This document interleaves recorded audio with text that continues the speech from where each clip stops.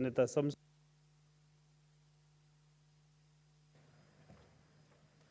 Thank you, Mr. Speaker, sir.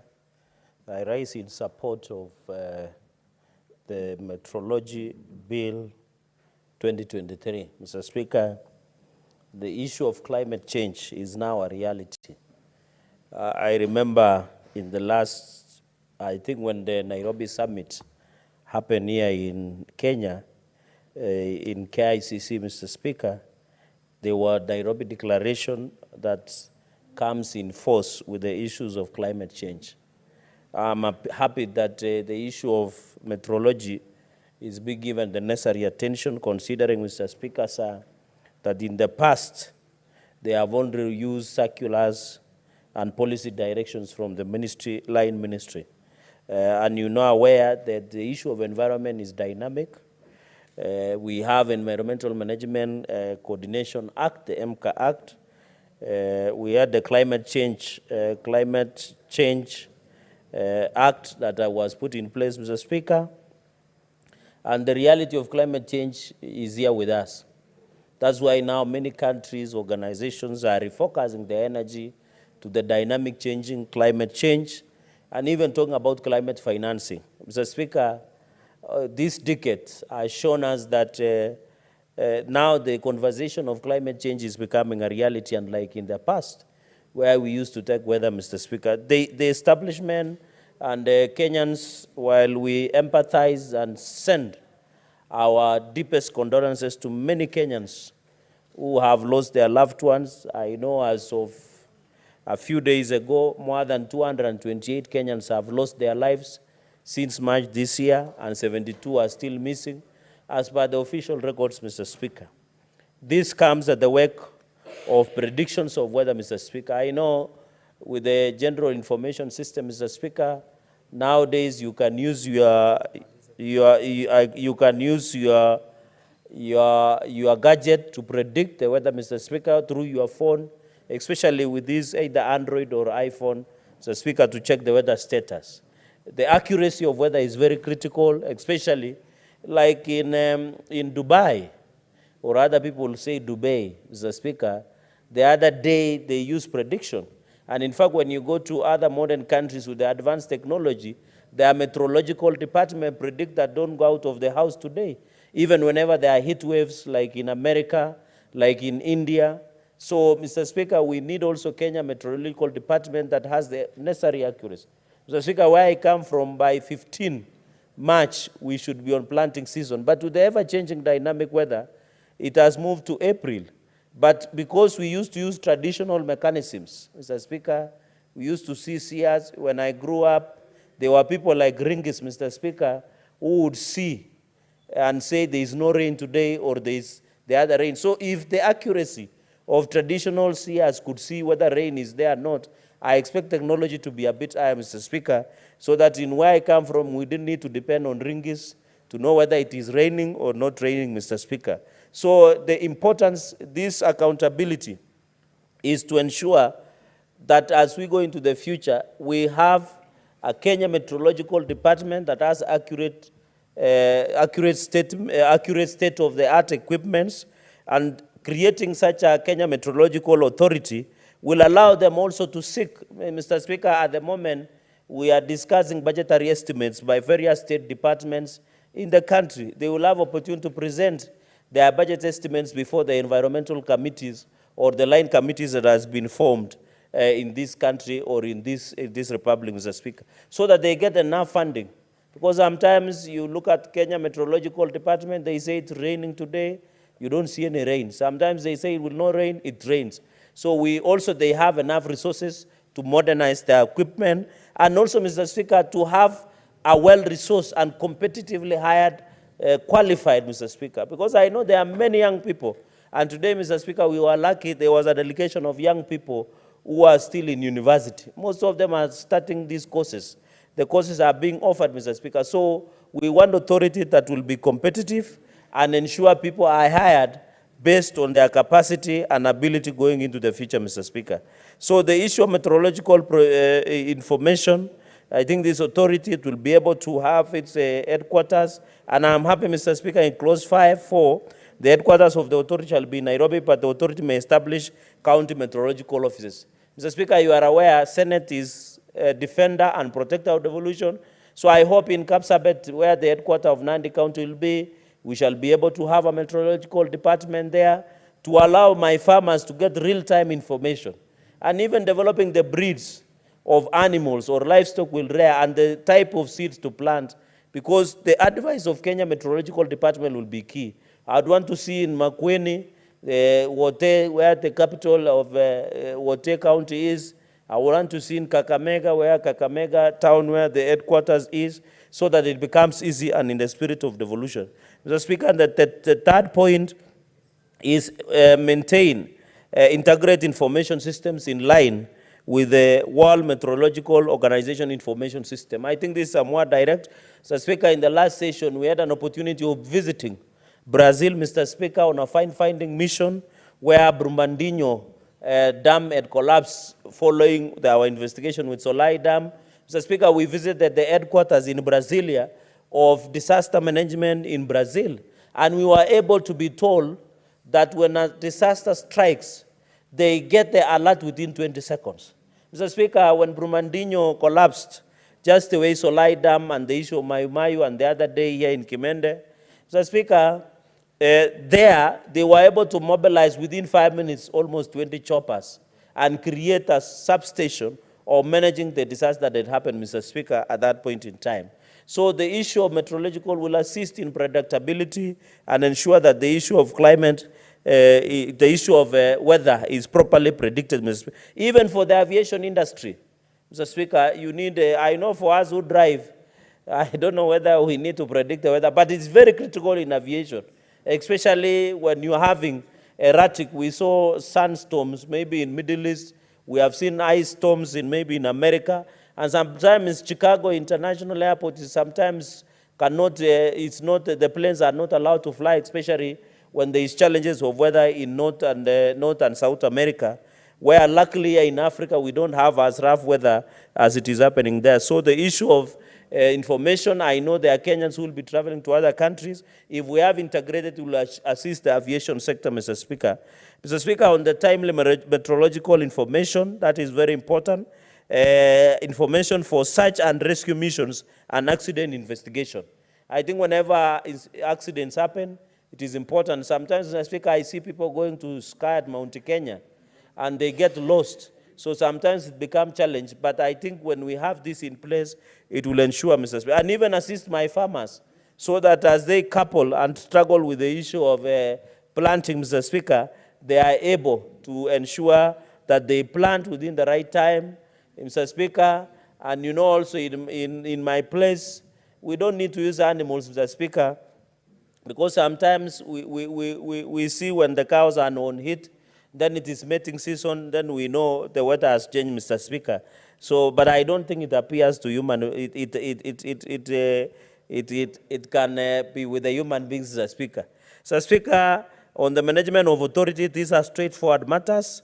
The board is important, and I think it will allow the oversight and accountability when running these issues, Mr. Speaker. I think even the duties of the Director General, I think the bill, essentially, Mr. Speaker, tries to provide how the Kenya Meteorological Department shall be. And I'm happy that in part 5, in my 5th point, Meteorological Training and Research Directorate, which is very important, and I have said, Mr. Speaker, the funding of this institution is very critical.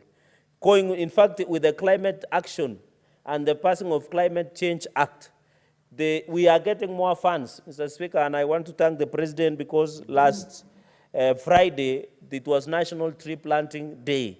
And I think the issue of green energy is another push, the climate financing.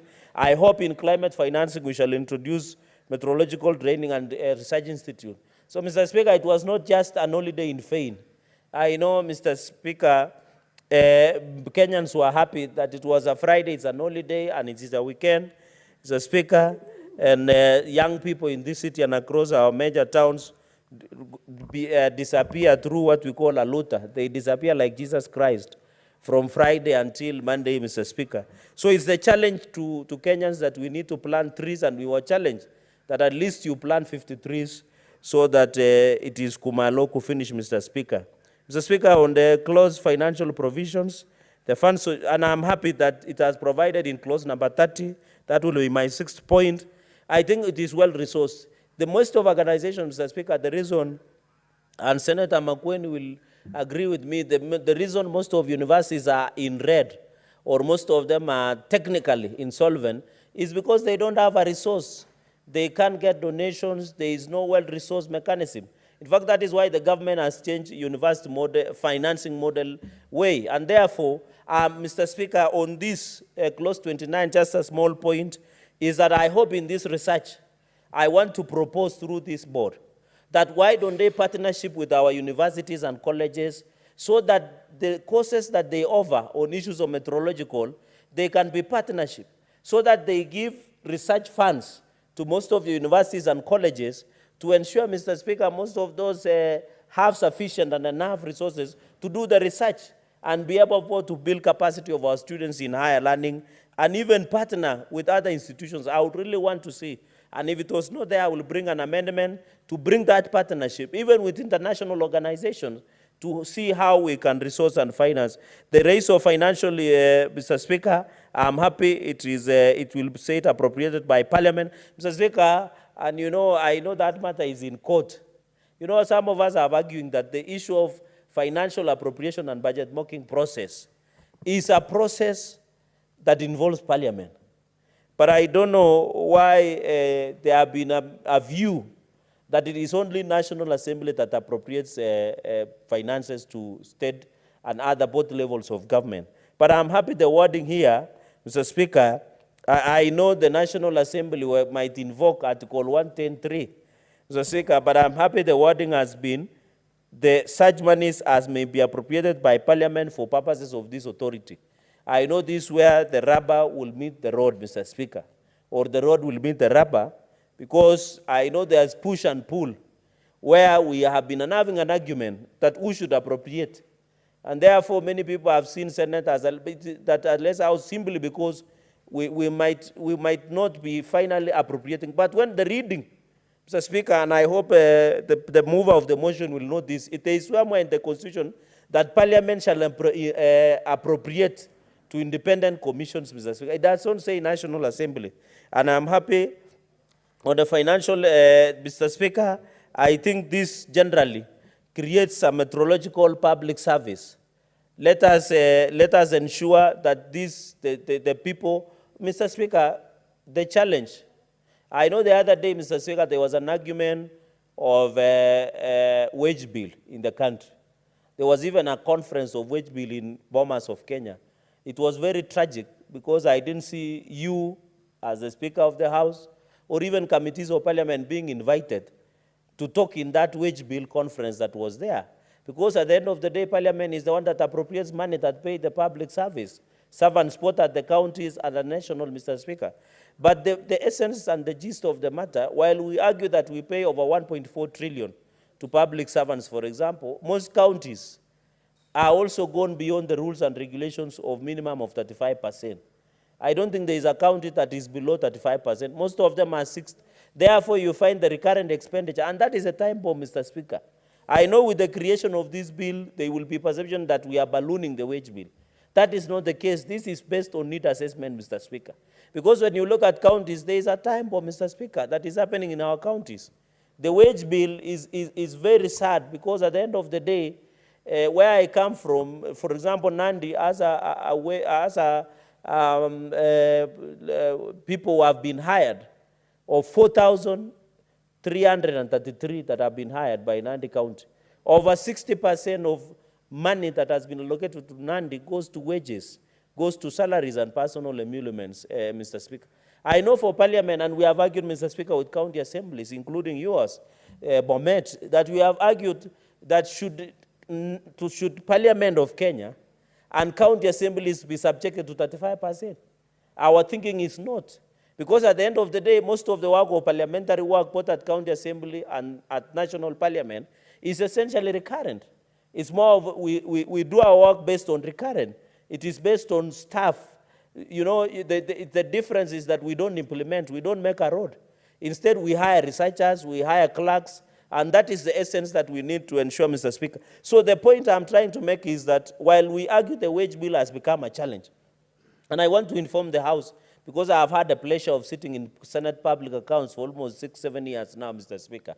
The challenge that we have, and senators should know this, is the issue of wage bill is becoming a serious issue. Because, Mr. Speaker, and I know the members of National Assembly the other day were trying to vilify our additional of 415 billion, and we say that is modest, Mr. Speaker.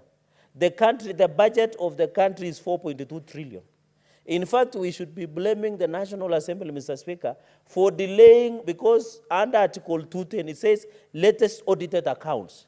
It is the National Assembly that have taken long to ensure they update latest audited accounts, because we are using accounts that was around 1.2 to 3 trillion at that, Mr. Speaker. And therefore, at the end of the day, when we request for 415 billion to counties, we are aware there are challenges with counties. We are aware of the corruption.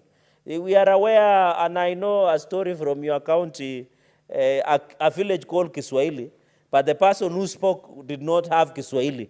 And the village is called Kiswahili about the swept bridge in that village. We want the money to go to the development in counties. But that one is not a justification to deny counties enough resources to do their job. Mr. Speaker, we have a challenge with on-source revenue. The potential that has been given by CRA to counties, for example, Nandi, is at 630 million. I don't know, Makwene, maybe when Senator Manzo will be speaking, will tell us revenue potential. The question is, we must ask counties, even in Kakamega, we must ask counties to improve on their own source revenue so that they don't depend only on equitable shareable revenue that comes from Nairobi. Mr. Speaker, the soft underbelly in the success of devolution is corruption.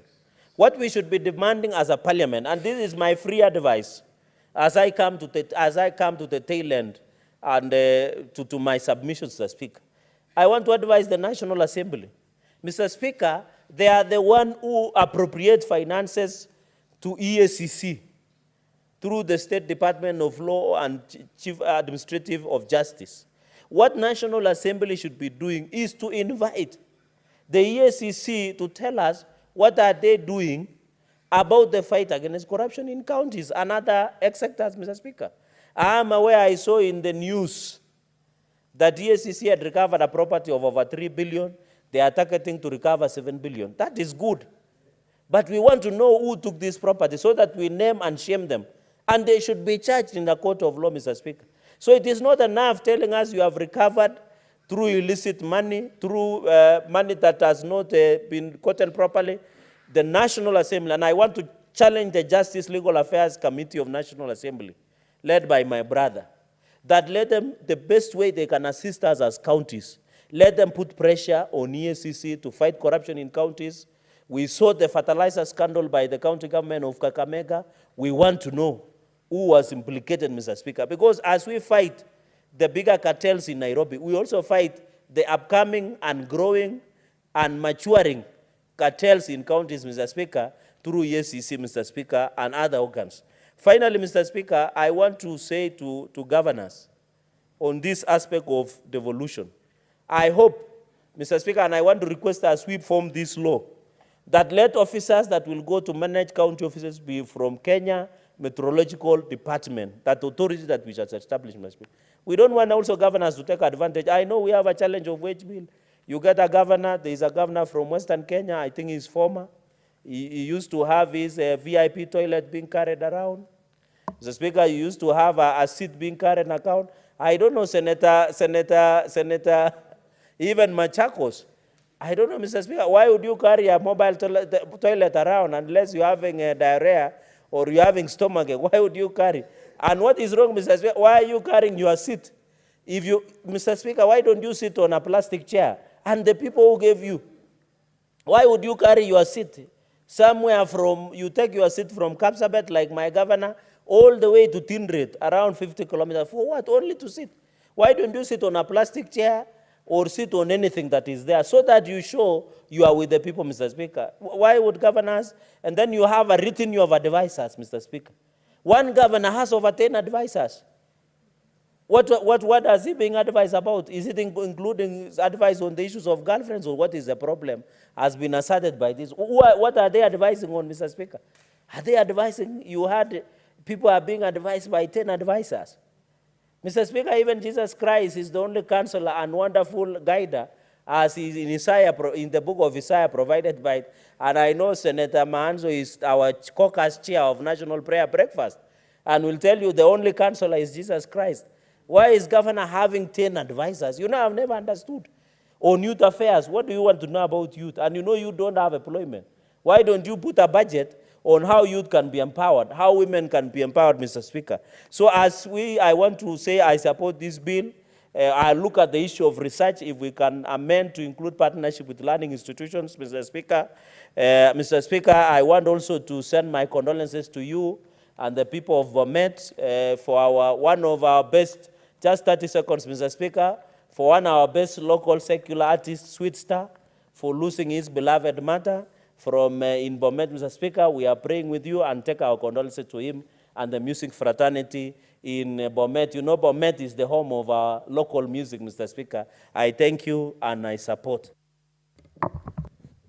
Thank you very much, Senator Cherargei. I can confirm that your condolences will get to the bereaved family. Senator Manzo Daniel Kitonga.